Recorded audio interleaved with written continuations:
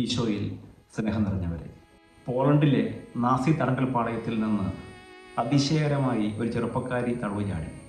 തൻ്റെ കാവൽക്കാരുടെ കണ്ണുവെട്ടിച്ച് ആരുടെയും ശ്രദ്ധയിൽപ്പെടാതെ അവൾ അർദ്ധരാത്രിയോടെ റെയിൽവേ സ്റ്റേഷനിൽ എത്തിച്ചേർന്നു. തൻ്റെ നാട്ടിലേക്കുള്ള തീവണ്ടി ഏതെന്നറിയാതെ, അതിൻ്റെ സമയമേതെന്നറിയാതെ, തന്നെ ആരെങ്കിലും തിരിച്ചറിഞ്ഞ് പിടികൂടുമോ എന്ന് ഭയന്ന് അവൾ ആ റെയിൽവേ സ്റ്റേഷൻ്റെ ഒരു ഇരുണ്ട മൂലയിൽ ഒളിച്ചു നിൽക്കുകയാണ്. കടന്നുപോകുന്ന ഓരോരുത്തരെയും അവൾ ഭീതിയോടെ, ആശങ്കയോടെയാണ് നോക്കുന്നത്. അങ്ങനെ ആ ഇരുട്ടിൽ ഏകാകിനിയായി ഭയജഗതിയായിട്ട് നിൽക്കുമ്പോൾ അവൾ ഞെട്ടിപ്പിക്കുന്ന മറ്റൊരു കാഴ്ച വന്നു. അങ്ങകലെ പ്ലാറ്റ്ഫോമിനപ്പുറത്ത് നിൽക്കുന്ന ഒരു യുവാവ് ഏറെ നേരമായി തന്നെ ശ്രദ്ധിക്കുന്നു. അവൾ ഭയന്ന് വിറയ്ക്കാൻ തുടങ്ങി. അവളെ കൂടുതൽ ഭയപ്പെടുത്തിക്കൊണ്ട് ആ ചെറുപ്പക്കാരൻ അവളുടെ നേർക്ക് ചുവടുകൾ വയ്ക്കാൻ തുടങ്ങി. അവൾക്കരികിലെത്തിയ യുവാവ് അവളുടെ വിവരങ്ങളെല്ലാം ചോദിച്ചറിഞ്ഞു. അല്പസമയം കഴിഞ്ഞപ്പോൾ കയ്യിൽ ഒരു പൊതി ഭക്ഷണവും അവൾക്ക് നാട്ടിലേക്കുള്ള ട്രെയിൻ ടിക്കറ്റുമായി അവൻ വീണ്ടും പ്രത്യക്ഷപ്പെട്ടു. മറ്റാരുടെയും ശ്രദ്ധയിൽപ്പെടാതെ തീവണ്ടിയിൽ കയറാൻ അവൻ സഹായിച്ചു.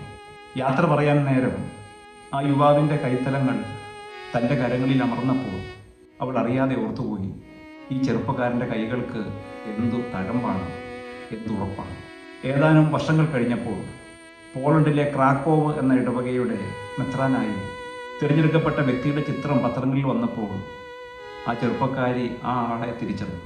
പിന്നീട് ആ മെത്രാൻ കത്തോലിക്ക സഭയുടെ വലിയ ഇടയനായി തിരഞ്ഞെടുക്കപ്പെട്ടു എന്ന വാർത്ത പത്രങ്ങളിൽ അറിയുമ്പോൾ അവൾ തൻ്റെ ഡയറിയിൽ ഇപ്രകാരം കുറിച്ചു വെക്കുന്നുണ്ട്: നിങ്ങളൊക്കെ അദ്ദേഹത്തെ വലിയ ഇടയനായി സ്വീകരിക്കുന്നതിന് എത്രയോ മുമ്പ്, അന്ന് ആ രാത്രിയിൽ ഞാൻ അദ്ദേഹത്തെ എൻ്റെ ഇടയനായി സ്വീകരിച്ചു കഴിഞ്ഞിരുന്നുവെന്ന്. പ്രിയപ്പെട്ടവരെ, ഇന്നത്തെ വിശുദ്ധ ഗ്രന്ഥ ഭാഗങ്ങൾ നമ്മളോട് സംസാരിക്കുന്നത് ഇടയന്മാരെ കുറിച്ചാണ്. ദൈവം എപ്രകാരമാണ് ഇടയന്മാരെ തിരഞ്ഞെടുക്കുന്നത്, അവരെ നിയോഗിക്കുന്നത്, അവരെ വിശുദ്ധീകരിക്കുന്നത്, അവരെ കാത്തിരിക്കുന്ന ദൗത്യങ്ങൾ എന്തൊക്കെയാണ് തുടങ്ങിയ വിഷയങ്ങളെയാണ് ഇന്നത്തെ വിശുദ്ധ ഗ്രന്ഥ ഭാഗങ്ങൾ ആഴത്തിൽ പരിശോധിക്കുന്നത്. നാം ഇന്ന് വായിച്ചു കേട്ട ഒന്നാമത്തെ വായനയിൽ ലേവ്യരുടെ പുസ്തകം 8-ാം അധ്യായം 1 മുതൽ 13 വരെയുള്ള വാക്യങ്ങളിൽ അഹ്റോനെയും അഹ്റോന്റെ സന്തതികളെയും ഇസ്രായേലിൻ്റെ പുരോഹിതരായി മോശയിലൂടെ ദൈവം അഭിഷേകം ചെയ്യുന്നതിൻ്റെ വിവരണമാണ് നാം വായിച്ചു കേട്ടത്. അഹ്റോനെ പുരോഹിതനായി ശുശ്രൂഷ ഏൽപ്പിക്കുന്നതിന് മുൻപ് മോശയോട് ദൈവം ചെയ്യാൻ പറയുന്നത് അഹ്റോനെ വെള്ളം കൊണ്ട് കഴുകാനാണ്. ഭൗതികമായ മാനുഷികമായ സകല മാലിന്യങ്ങളിൽ നിന്നും പുരോഹിതൻ, ഇടയൻ വിമുക്തനായിരിക്കണം. അതുകൊണ്ടാണ് അഹ്റോനെ ആപാദചൂടം മോശ വെള്ളം കൊണ്ട് കഴുകുന്നത്. രണ്ടാമതായിട്ട് മോശ ചെയ്യുന്നത് അഹ്റോനെയും സന്തതികളെയും പൗരോഹിത്യ വിധിപ്രകാരമുള്ള, ദൈവ നിശ്ചയപ്രകാരമുള്ള പുരോഹിത വസ്ത്രങ്ങൾ ധരിപ്പിക്കുകയാണ്. അഹ്റോന്റെ അഭിഷേക ക്രമത്തെക്കുറിച്ച് വളരെ വിശദമായ രീതിയിൽ പുറപ്പാടിൻ്റെ പുസ്തകം 28-ഉം 29-ഉം അധ്യായങ്ങളിൽ പ്രതിപാദിക്കുന്നുണ്ട്. അതിൻ്റെ ഒരു സംക്ഷിപ്ത രൂപമാണ് നമ്മളിവിടെ ലേവ്യരുടെ പുസ്തകത്തിൽ ഇന്ന് വായിച്ച് ധ്യാനിച്ചത്. ഇവിടെ ലേവ്യരുടെ പുസ്തകത്തിൽ അഹ്റോനെ അഭിഷേകം ചെയ്യുന്നതിൻ്റെ അവസാനമെന്നോണം മോശയോട് ചെയ്യാനായിട്ട് ദൈവം ആവശ്യപ്പെടുന്നത് അഹ്റോന്റെ തലപ്പാവിന്മേൽ ഒരു സ്വർണ്ണ തകിട് സ്ഥാപിക്കണമെന്നാണ്. ആ സ്വർണ്ണ തകിടിനെ കുറിച്ചുള്ള വിശദാംശങ്ങൾ നാം കാണുന്നത് പുറപ്പാടിൻ്റെ പുസ്തകം 28-ാം അധ്യായം 36-ാമത്തെ വാക്യത്തിലാണ്. അവിടെ മോശയോട് ദൈവം പറയുകയാണ്, നീ അഹ്റോന്റെ നെറ്റിയിൽ, അവൻ്റെ തലപ്പാവിന്മേൽ ഒരു സ്വർണ്ണ തകിട് സ്ഥാപിക്കണം. അതിൽ കർത്താവിന് സമർപ്പിതൻ എന്ന് കൊത്തിവയ്ക്കണം. അവൻ കർത്താവിൻ്റെ സന്നിധിയിൽ വരുമ്പോഴെല്ലാം, ജനത്തിന് മുൻപിൽ നിൽക്കുമ്പോഴെല്ലാം ആ തകിട് തൻ്റെ ശിരസിൽ ധരിക്കണം. അവൻ എൻ്റെ ജനത്തിൻ്റെ വീഴ്ചകൾ വഹിക്കണം. അപ്പോൾ ഓരോ പുരോഹിതനും ഓരോ ഇടയനും ദൈവത്തിന് സമർപ്പിതനാണ്. ആ ഒരു ചിന്ത അവനും അവനെ കാണുന്നവർക്കും നിരന്തരം ഉണ്ടാകാൻ വേണ്ടിയാണ് അഹ്റോന്റെ നെറ്റിയിൽ ഒരു നെറ്റിപ്പട്ടം പോലെ, അവൻ്റെ നെറ്റിയിൽ ഒരു നെറ്റിപ്പട്ടം പോലെ കർത്താവിന് സമർപ്പിതൻ എന്ന വാക്ക് കൊത്തിവയ്ക്കണമെന്ന് ദൈവം ആവശ്യപ്പെടുന്നു.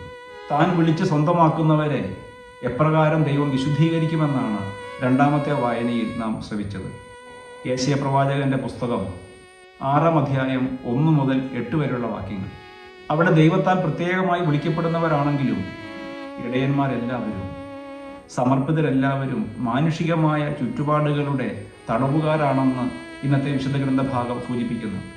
ദൈവത്തിൻ്റെ അതിവിശാലമായ സാന്നിധ്യം, ദേവാലയം നിറഞ്ഞു നിൽക്കുന്ന വസ്ത്രാഞ്ചലം, ഭൂമി മുഴുവൻ നിറയുന്ന അവിടുത്തെ മഹത്വം, അത് കാണുന്ന യേശയ്യ വിലപിക്കുന്നത് താൻ എത്രയോ ദുർഭകനാണ്, തൻ്റെ നാവ് അശുദ്ധമാണ്, താൻ വസിക്കുന്ന ചുറ്റുപാടും അശുദ്ധമാണെന്ന് യേശയ്യ ഏറ്റുപറയുമ്പോൾ ബലിപീഠത്തിൽ നിന്ന് സംവഹിക്കപ്പെടുന്ന ഒരു തീക്കനൽ കൊണ്ട് യേശയ്യയുടെ അധരങ്ങളെ ശുദ്ധീകരിച്ച് ദൈവം അവനെ മാലിന്യങ്ങളിൽ നിന്ന് വിശുദ്ധീകരിക്കുന്നു. ദൈവം വിളിക്കുന്നവരെല്ലാം ഈ ഭൂമിയുടെ പരിമിതികളിൽ നിന്ന് വരുന്നവരാണ്. തീർച്ചയായിട്ടും അവരെ അസ്വസ്ഥരാക്കുന്ന, നിരാശപ്പെടുത്തുന്ന നിരവധി ഭൂതകാലത്തിൻ്റെ ഓർമ്മകൾ അവരെ വലയം ചെയ്യുന്നുണ്ടാവും. പക്ഷെ ദൈവത്തിൻ്റെ കയ്യിൽ അതിനെല്ലാം പരിഹാരമുണ്ട്. പുരോഹിതനെ, ഇടയനെ അവൻ്റെ ഭൂതകാലത്തിൻ്റെ സകല ബന്ധനങ്ങളിൽ നിന്നും വിശുദ്ധീകരിക്കുന്നത് ബലിപീഠമാണ്. ആ ബലിപീഠത്തോടുള്ള അവൻ്റെ നിരന്തരമായ ബന്ധമാണ്. അവിടെ അർപ്പിക്കപ്പെടുന്ന ബലികൾ അവനെ വിശുദ്ധീകരിക്കും.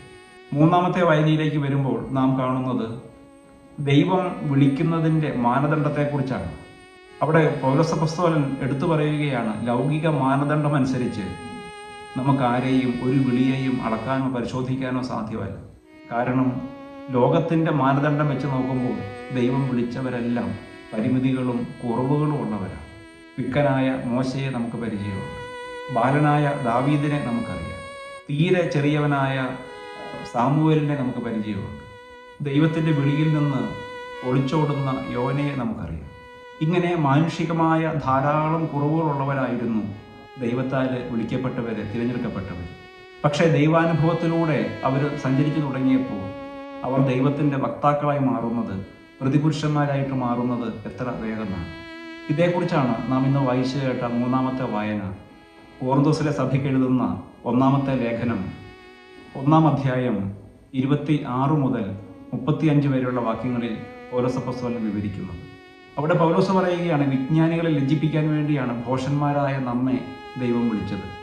ലോകത്തിൻ്റെ ദൃഷ്ടിയിൽ ശക്തന്മാരായവരെ ലജ്ജിപ്പിക്കാനാണ് അശക്തമായവയെ ദൈവം തിരഞ്ഞെടുത്തത്. ഒടുവിൽ ഇതിനെല്ലാം അടിവരയിടുന്ന വണ്ണം പൗലോസ് പറയുന്നുണ്ട്, ആരും ദൈവസന്നിധിയിൽ അഹങ്കരിക്കാതിരിക്കാനാണ് ദൈവം നിസ്സാരമായവയെ, ഭോഷത്വമായവയെ, ബലഹീനമായവയെ തിരഞ്ഞെടുക്കുന്നത്. ദൈവത്താലുള്ള വിളി സ്വീകരിച്ചതിൻ്റെ പേരിൽ ആരും അഹങ്കരിക്കാൻ പാടില്ല, മതിമറക്കാൻ പാടില്ല. തങ്ങൾ കർത്താവിന് സമർപ്പിതരാണെന്നുള്ള ഓർമ്മ എന്നും അവരിലുണ്ടാകും. 4-ാമത്തെ വായന വിശുദ്ധ മത്തായിയുടെ സുവിശേഷം 9-ാം അധ്യായം 27 മുതൽ 38 വരെയുള്ള വാക്യങ്ങളാണ്. അവിടെ ശിഷ്യത്വത്തെക്കുറിച്ച് അതിമനോഹരമായ ചിന്തകൾ പങ്കുവയ്ക്കുന്നതിന് മുൻപ് ഈശോ ചെയ്യുന്ന 2 കാര്യങ്ങൾ നമ്മുടെ ശ്രദ്ധ ആകർഷിക്കേണ്ടതാണ്. ഒന്ന്, അവൻ കാഴ്ചയില്ലാത്തവർക്ക് കാഴ്ച പകർന്നു, അന്ധർക്ക് കാഴ്ച നൽകി. ദൈവികമായ കാഴ്ചപ്പാടുകൾ നഷ്ടപ്പെട്ടു പോയവർക്ക് ദർശനം കൊടുക്കലാണ്, ദർശന ശേഷി നൽകലാണ് പൗരോഹിത്യമെന്ന് ഈ ഒരു സംഭവം നമ്മെ ഓർമ്മിപ്പിക്കുന്നുണ്ട്. രണ്ടാമതായിട്ട് അവൻ ചെയ്തത് സംസാരശേഷിയില്ലാത്ത ഊമന് സംസാരിക്കാനുള്ള കഴിവ് നൽകുന്നു. ശബ്ദമില്ലാത്തവരുടെ ശബ്ദവും കാഴ്ചയില്ലാത്തവരുടെ ദർശനവുമായി പൗരോഹിത്യം മാറണമെന്നുള്ള ഒരു വലിയ ഓർമ്മ ഈ 2 സംഭവങ്ങളെ സൂചിപ്പിച്ചുകൊണ്ട് വ്യക്തമാക്കിയിട്ടാണ് ഈശോ തുടർന്ന് ശിഷ്യത്വം എന്താണെന്ന് തൻ്റെ കൂടെയുള്ളവർക്ക് പറഞ്ഞു കൊടുക്കുന്നു. അവിടെ പറയുന്നുണ്ട്, ഇടയനില്ലാത്ത ആടുകളെ പോലെ ചിതറിപ്പോയ ജനത്തെ കണ്ടപ്പോൾ അവന് അനുകമ്പ തോന്നി. ക്രിസ്തുവിൻ്റെ ഇടയഭാവത്തിൻ്റെ അടിസ്ഥാനം ഈ നിസ്സീമമായ പരിധിയില്ലാത്ത അനുകമ്പയാണ്. ജനത്തോടുള്ള അനുകമ്പയാണ് ബലഹീനരെ തിരഞ്ഞെടുത്ത് അവരെ ഇടയന്മാരാക്കി മാറ്റാൻ ദൈവത്തെ പ്രേരിപ്പിക്കുന്നത്. ദൈവജനത്തിൻ്റെ ഒടുങ്ങാത്ത നിലവിളിക്കുള്ള ദൈവത്തിൻ്റെ മറുപടിയാണ് പൗരോഹിത്യമെന്ന് നാം എത്രയോ ഇടങ്ങളിൽ കേട്ടിട്ടുണ്ട്. ദൈവത്തിൻ്റെ ഹൃദയത്തിൻ്റെ അടങ്ങാത്ത സ്നേഹമാണ് പൗരോഹിത്യമെന്ന് വിയാനി പുണ്യാളൻ പറയുന്നുണ്ട്. പ്രിയപ്പെട്ടവരെ, പൗരോഹിത്യം അനുകമ്പ കാണിക്കാനുള്ള വിളിയാണ്. ചിതറിക്കിടക്കുന്ന ആടുകളെ ഒന്നിച്ചു കൂട്ടാനുള്ള വിളിയാണ്. ആ വിളിയിലേക്കാണ് ഓരോ സമർപ്പിതയെയും മാമോദീസായിലൂടെ ദൈവത്തിൻ്റെ സ്വന്തമായ ഓരോ ദൈവമകനെയും മകളെയും ദൈവം വിളിക്കുന്നു. മാമോദീസായിലൂടെ ദൈവത്തിൻ്റെ സ്വന്തമായി മാറിയ നാം ഓരോരുത്തരും മറ്റുള്ളവർക്ക് ഇടയന്മാരായി രൂപാന്തരപ്പെടാനുള്ളവരാണ്. ഇന്ന് നമ്മുടെ ഭവനങ്ങളിൽ നിന്ന് വീട് വിട്ടിറങ്ങുന്ന കുഞ്ഞുങ്ങൾ നമ്മളോട് പരാതിപ്പെടുന്നത് അവർക്ക് കിട്ടാതെ പോകുന്ന ഒരു ഇടയൻ്റെ സ്നേഹത്തെക്കുറിച്ചാണ്. നമ്മുടെയൊക്കെ ഭവനങ്ങളുടെയും നാടുകളുടെയും ഇരുണ്ട മൂലകളിൽ ചൂഷണത്തിനും പീഡനങ്ങൾക്കും വിധേയരാകുന്ന കുഞ്ഞുങ്ങൾ നമ്മളോട് പറയുന്നത് ഉറക്കം നടിക്കുന്ന ചില ഇടയന്മാരെ കുറിച്ചാണ്. അച്ഛൻ ഉറങ്ങാത്ത വീട് എന്നൊരു സിനിമയുടെ പേര് കണ്ടത് ഓർക്കുന്നുണ്ട്. ഇന്നതൊരു കറുത്ത ഹാസ്യം പോലെ നമ്മെ നോക്കി പല്ലിളിക്കുന്നുണ്ട്. അർഷാദ് എന്ന 18 മാസക്കാരൻ ഈ മാസത്തിൻ്റെ തുടക്കത്തിലാണ് നമ്മെ വിട്ടുപോയത്. രണ്ടാനച്ഛനും പെറ്റമ്മയും കൂടി ആ കുഞ്ഞിനെ പീഡിപ്പിച്ചത് അവൻ്റെ ശരീരത്തിൽ 51 തിരുമുറിവുകളായി അവശേഷിച്ചിരുന്നു. ഇടയന്മാരായി കാവൽ നിൽക്കാനുള്ള, സംരക്ഷിക്കാനുള്ള, പൊതിഞ്ഞു പിടിക്കാനുള്ള വിളിയെ എത്ര വേഗം നമ്മുടെ ഇടയ്ക്കൊക്കെ മറന്നുപോകുന്നത്.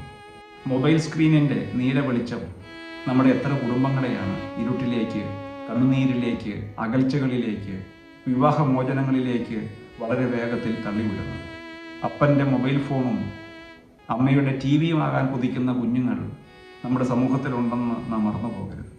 ഇതുപോലെ ചിതറിപ്പോയ ഒരു ജനത്തെ നയിക്കാൻ സഖറിയ പ്രവാചകനെ ദൈവം വിളിക്കുന്നത് സഖറിയ പ്രവാചകന്റെ പുസ്തകം 11-ാം അധ്യായം 4 മുതൽ 11 വരെയുള്ള വാക്യങ്ങളിൽ നാം കാണുന്നുണ്ട്.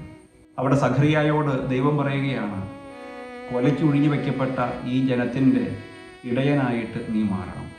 അതിനുവേണ്ടി സഖറിയ 2 വടികളെ കയ്യിലെടുത്തു എന്ന് ആ ഗ്രന്ഥഭാഗം സൂചിപ്പിക്കുന്നുണ്ട്. ഞാൻ 2 വടികളെടുത്തു, 1 കൃപയും 2 ഐക്യവും. ഓരോ ഇടയനും ദൈവത്തിൻ്റെ കൃപയിൽ ആശ്രയിച്ചുകൊണ്ടാണ് മുന്നോട്ട് പോകേണ്ടത്.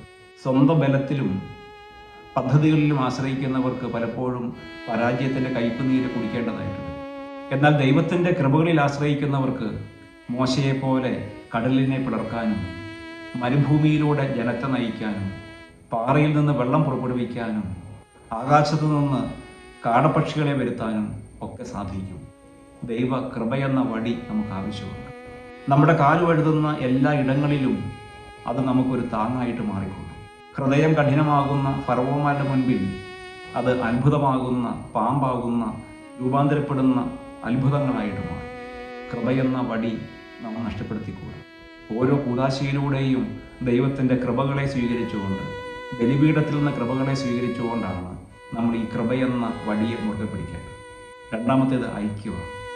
നിസ്സാരമായ, ബലഹീനമായ, ദുർബലമായവയെ ദൈവം വിളിച്ച് തന്നോട് ചേർക്കുമ്പോൾ മുന്തിരിച്ചെടിയോട് ചേർന്ന് നിൽക്കുന്ന ശാഖ പോലെ, ഒലിവിനോട് ചേർന്ന് നിൽക്കുന്ന കാട്ടൊലിവിൻ്റെ മുള പോലെ ദൈവത്തോട് ഐക്യപ്പെട്ട് നിൽക്കാൻ, സ്വസഹോദരങ്ങളോട് ഐക്യപ്പെട്ട് നിൽക്കാൻ, ജീവിത വഴിത്താരയുടെ ഇരുണ്ട മൂലകളിലേക്ക് ഒതുങ്ങിപ്പോകുന്നവർക്ക് ഭക്ഷണവും ടിക്കറ്റുമായി മാറാൻ, അഭയമായിട്ട് മാറാനുള്ള ഒരു വലിയ വിളി ഐക്യത്തിന് പുറകിൽ മറിഞ്ഞു കിടപ്പുണ്ട്. പ്രിയപ്പെട്ടവരെ, നാം ആയിരിക്കുന്ന ഇടങ്ങളിൽ കൃപകളിൽ ആശ്രയിച്ചുകൊണ്ട്, ദൈവകൃപയെ മുറുകെ പിടിച്ചുകൊണ്ട്, ഐക്യത്തിൻ്റെ, അനുകമ്പയുടെ, പങ്കുവയ്ക്കലിൻ്റെ, കാവൽ നിൽക്കലിൻ്റെ ഇടയന്മാരാകാൻ ഈ തിരുവചന ഭാഗ ധ്യാനം നമ്മെ സഹായിക്കട്ടെ. ഏറ്റവും നല്ല ഇടയനായ ഈശോ പറയുന്നുണ്ടല്ലോ, ഞാൻ നല്ല ഇടയനാണ്. ആ ഇടയൻ്റെ ഹൃദയഭാവങ്ങളെ സ്വന്തമാക്കാനുള്ള കൃപയ്ക്ക് വേണ്ടി നമുക്ക് പ്രാർത്ഥിക്കാം. നല്ലിടയനായ ഈശോ നമ്മെ സമൃദ്ധമായിട്ട് അനുഗ്രഹിക്കട്ടെ.